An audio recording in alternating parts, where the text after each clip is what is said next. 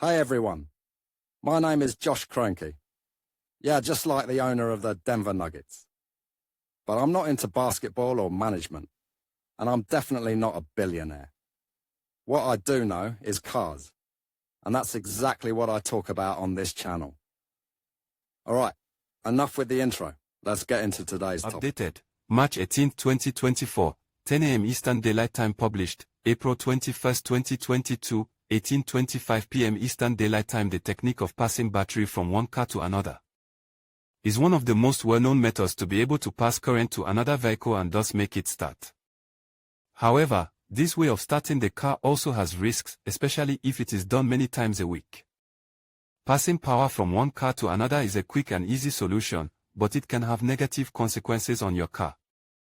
Modern car batteries are much more sensitive than older ones, and there are risks associated with jump starting. Any mistake can damage the electronics on board the car or the good battery.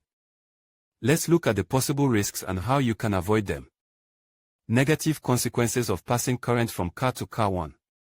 ECU destroyed. 2. Damaged battery. 3. Battery explosion. 4. Electrical problems. 1. ECU destroyed. Modern cars rely on engine control units, ECU, to monitor the engine and other components.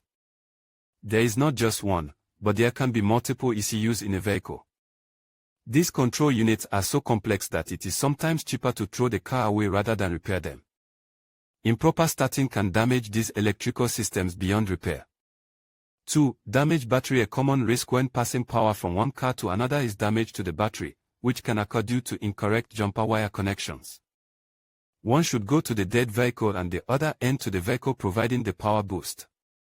There will be electrical damage to the car components if one end of the cable touches anything else.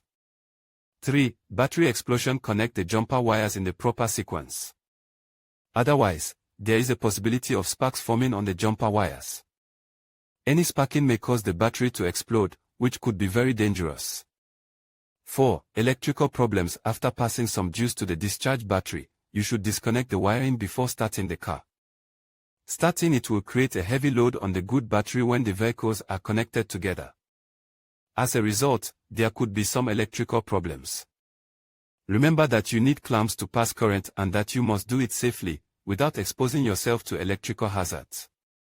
Switching power to a car is common when the car's battery is discharged. But here are the basic steps to follow. Gather the necessary materials. You need a pair of jumper cables or jumper cables in good condition and another car with a charged battery. Position the vehicles. Park both vehicles so that they are close enough to connect the jumper cables, but not so close that they are touching. Turn off both engines. Make sure the engines of both cars are off before connecting the cables. Connect the jumper cables. Connect one end of the red, positive, cable to the positive plus symbol terminal of the discharge battery. Connect the other end of the red cable to the positive plus symbol terminal of the charge battery. Connect one end of the black, negative, cable to the negative minus symbol terminal of the charge battery. Connect the other end of the black cable to an unpainted metal connection point on the discharge car engine, such as a metal part of the engine block. Do not connect it directly to the discharge battery to avoid sparks and possible explosion hazards. Start the car engine with the charge battery and let it run for a few minutes to allow the battery charge to flow to the car with the discharge battery. After a few minutes, try to start the car engine with the discharge battery.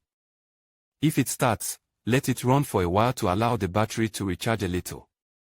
Then disconnect the cables in the reverse order in which you connected them, first the black cable on the discharge car, then the black cable on the charge car, the red cable on the charge car, and finally the red cable on the discharge car. After disconnecting the cables, let the discharge car engine run for a few minutes to ensure that the battery is charging properly. It is important to follow these steps carefully to avoid risk of injury or damage to vehicles.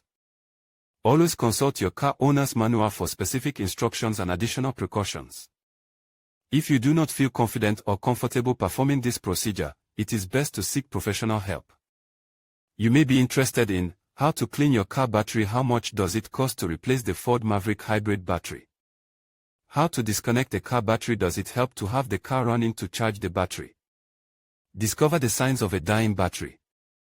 In conclusion, While jump-starting a car can be a lifesaver in emergencies, it's crucial to understand the potential risks involved. Passing current from one vehicle to another can lead to voltage spikes, which may damage sensitive electronic components in your car. Always ensure that you follow proper procedures, use the right equipment, and consider consulting a professional if you're unsure. Protecting your vehicle's electrical system is essential for its longevity and performance. Stay safe and informed on the road.